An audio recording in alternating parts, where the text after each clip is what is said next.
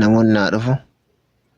Wanti haaraan wallaahi egaa du'aayidhuma tokkoffaan itti aansee ammootu inshaallah egaa biyya galuu itti murtaa'ee jira garuu parsantii dhibbatti shuurii bakka tokko qofa hafee bakka sana ammoo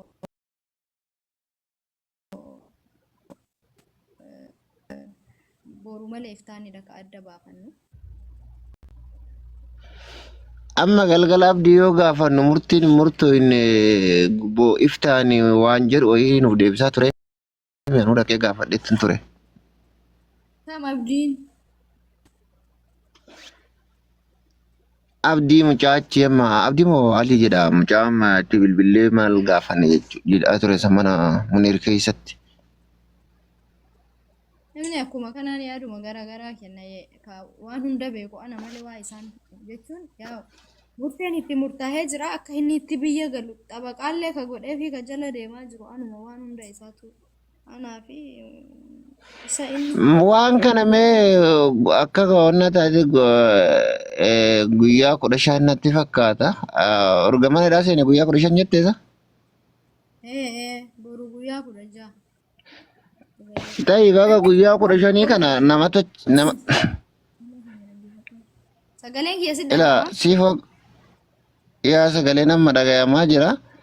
Akka guyyaa 15 kana uummanni illee kunoo namni kenna illee ni nama jira. Yeroo san keessatti namni kun mataa nama tokkooti miti nasbee nama 5 harkaa qaba. Ijoollee daa'imman tana namni nasbee takkatti iyyuu daa'ima takka nama harkatti dhiisee biraa deeme agasiin nama meetu na beekama. Namoonni achi keessa jiran warroonni bakka biraatti too sagalee namaa ta'an hin dhageenye moo waan kana akkamitti dubbachuu dhaban akkamii hawaasa biraan ga'uu danda'anii dadhabanii hanga isaatii kan namaa turuu danda'an. Ati waan nama biraan geette qabdaa? Wallahi thank you baay'ee maal akka ta'e beektaa namni biyya kana rakkoo ati yoo ati keessaan deemtee itti matte si jala akka nama hin dhageenye si jala xannasha namni biyya kana baay'ee tokko wal tuffata si galee. Murteen taane sitti murteessa. Gaafa ati deemtee keessaanii matte siin deebisu garuu gaafa ati ammoo fuuldura namaa dhuftee namatti matte maa dhuftee keessaan natti nimin siin jedha namarraa fuula argachuuf si galee. Sanii fi ammoo namni kun isaan biraa ka qabame namni kaayiroo keessatti namni akka inni qabame hin beekne hin jiru. Namooti silaa itti himuu qabutti isaanuma biraa kan inni qabame. Saayibbootan isaa waliin namni hundinuu ni beeka. Silaa namatu nagaa innu akka hidhameeyyuu waan hin beeku isa ofii isaati achi keessatti nama kadhatee mana hidhaa keessa taa'ee naa bilbile malee osoo inni naa hin bilbille an silaa akka inni hidhameeyyuu hin beeku jechuudha. Naa bilbilee bakka akkuma hidhameen iyyuu ganama irratti hidhamee galgala irratti bilbilee natti himee namooti silaa itti himamuu qabutti itti himee namooti tokko tokkotti warra as keessaa qaama UN ittiin harka wal keessaa qabanutti illee bilbilee himee yeroo an jedhu hadha boru hadha baha boru bahadha baha boru bahadha bara baha boru baha osoo jedhanu as ga'an ammootu waan godhamuu qabu hin godhaan gabbee uummata Oromootti mee maallaqa illee yoo barbaachise akka maallaqaan bahullee naa godhaa piliis ijoolleen kun waraqaa isaarra jiranii haalli nuti keessa jirru immoo haala ulfaataadha ijoollee kan akka asiin ga'e ni beektu. Jedhee itti meetaniin ture boruu baahadha ba'a osoo naan jedhanu isaa biraa baasanii isaa immoo murtee biyya galuu itti murteessanii firmaa hin taane dogongoraan dirqama. Meesiifuu sagalee kan keessirreeffadhu mee warri jala jiran warra gasti keessa jiru xinnoo xinnoo na dhagamaa jira warri jala jiran dhagaataan jiranii waan kana hawaasni guutuun qooda irraa qoodachuu qaba. Maaliifuu dhukkuma kan kee qofa osoo hin taane. Sagaleen kiyya hin jira bar sagaleen kiyya hin jiru gaayis. Eeyyaa amma akkasitti dubbadhume jalqabaan hin dhagahamu. Yaa ilaa siifoo maali seeta? Sagaleen nuttee jira sagalee dhabar hin bohaarra amma bakka deeme hundatti. Abshiiri wanti si boochisallee hin jiru Oromoon si cinaa jirti. Kaleessallee rabbumatu si wajjin jira hadhallee rabbumatu jira rabbiin isa haa baasu. Haa ta'u wanti keessatti garaana nyaatan akka nam tokkootitti. Ashangullitti boochaan erginaa jira keenya akkaawwantiin kun irraa gubate akkaawwantiin kun marsaa dhumaarra jira. Kuni dhugaa rabbii takkatti tana dabamennaan deebi'uuf hin danda'u.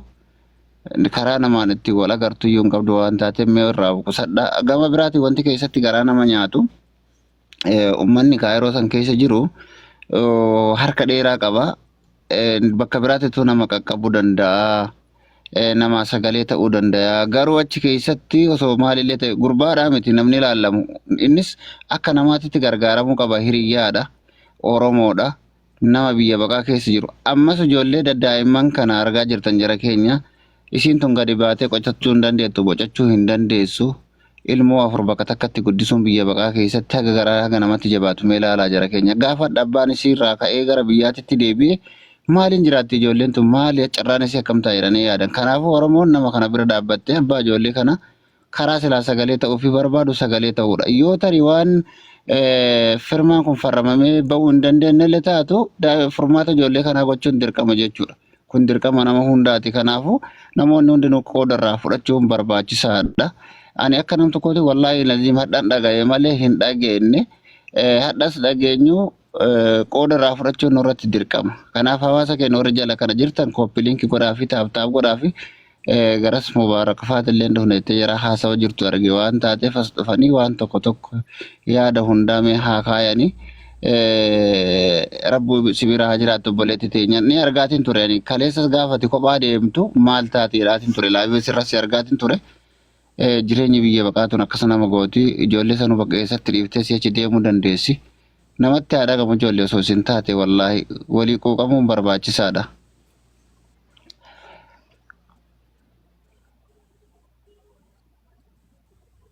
Meesii foo dubbadhu sagaleen kee jira amma? Ammoo Yaa sagalee inni jira amma. Mee amma deebar. furmaanni isaa mee osoo karaa kamiin danda'ame amma fakkeenya waa hunda beektaati karaa namni sun ittiin gargaaramu kallattii kamii mee karaa kamiin yoon gargaaran karaa kamtu irra gaariidha jettee yaaddaati siifoo mucattillee dhiyaattee turte deengadda kaleessa moo deengadda gaafati waajjira jirtullee si argee ture akka maal achi barbaaddu hin beekne maleeni mee karaa kallattii kamiin osoo nama kana bira dhaabbatanii gaariidha jettee yaaddaati. Wallahi karaan ittiin isa gargaaruu danda'anu uummatummaan biyya kana jiru hundi isaatuyyuu akka dandeettii qabuun qaama UN'tiin warri qaama UN keessaallee harka qabu akkasuma mootu warri jechuun qaama mootummaatiin illee harka wal keessaa qabu akkuma danda'utti sagalee mata'ee nu baasuudha malee UN'tti illee deemanii hiriiranii amma beeytaa furmaanni boru malee iftaanidha. Murteen macarrashaa kan murtaa'u yookaan biyya hagalu yookaan asitti hafuu ka jedhee murteeffamu boru malee iftaanidha. Galee akkasumattuu namni kamiinuu akkuma danda'uuni bakka sagalee dhumanuu ta'uudhaan haga danda'u namni kamuunuu jechuudha.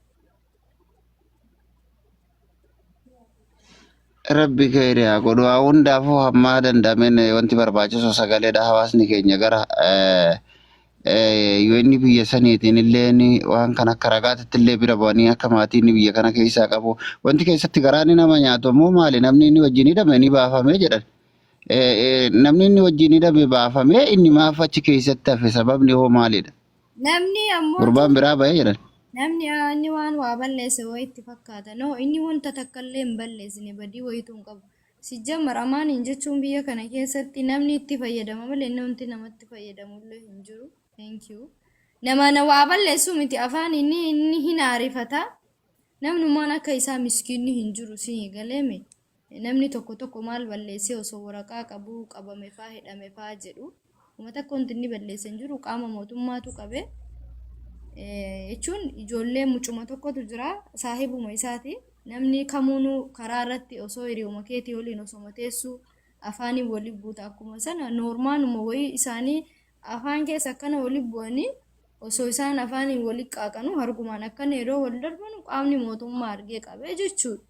Malee uummata takkaa biyya kana keessatti inni nama wajjin wal lolee mana hidhaallee seenee hin beeku badii wayiillee godhee hin beeku namaanillee walitti hin bu'u.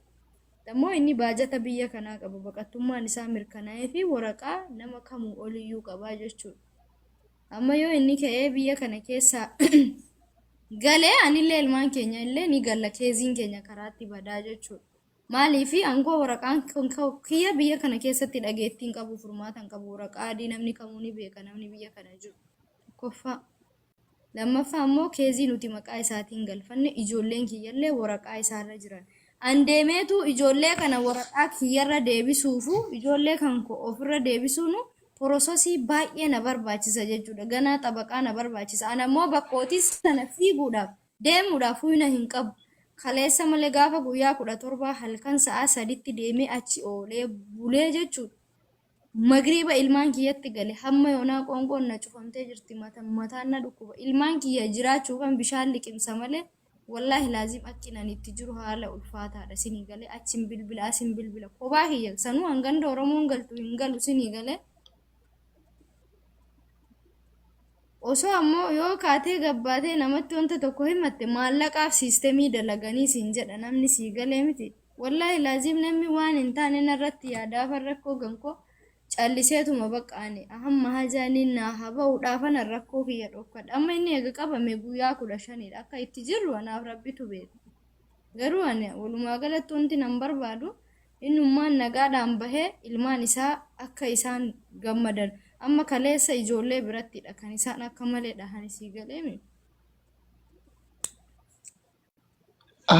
Isa dhayani wallahi waan gara nama nyaata. Abshir dhiisi hin boo'in siifootiyya. Rabbiin haa baasu. Wallahi namatti dhagama hawaasa keenya.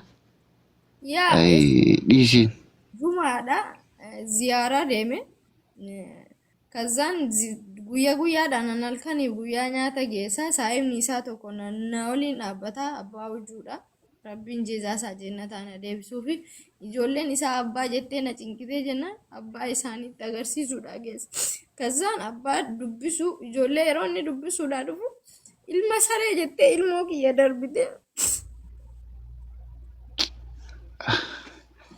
Dhiisi abshir hin boo'in siifootiyya hin boo'in dhiisi waa hundaa beektaa obsaan bira darbanii akka namatti fakkaatu sammuu gufin dhukkubsin. Ani isaaf osoo hin taane wanti na boochisu ilmoon kiyya daa'imni kiyya halkaniin achitti isa jarri abbaa rukutanu ijoolleen argite asirratti liivii irratti baabaa kiyya kaa godhanii baabaa kiyya rukutanii jedhanii ijoolleen asitti dhufanii booyu mana keessatti ka isaan abbaa tumanu ijoolleen arganii mucaan kiyya hanga yoonaa ni rifataa jechuudha. Hirriba keessa ol ka'eettiin maskootiirraan utaalee mucaan jechuudha halkan amma eega hidhaati jechuudha ni rifatanii booya. Amma nyaata geessinee dhufne yeroo nyaata geessinee dhufnu ijoolleen kan koo baabaa kaa jette mana hidhaa qufanatti qabde. Saniifuu ani hin beeku.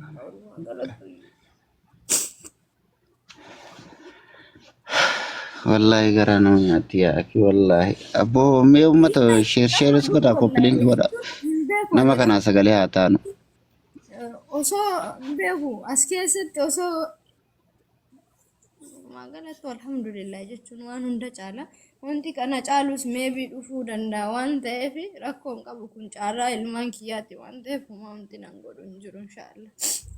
Uummata Oromoo illee asirratti cinquun barbaadu uummanni Oromoo sababaa kiyyaa guyyaa hunda biizii ta'uu hin qabu.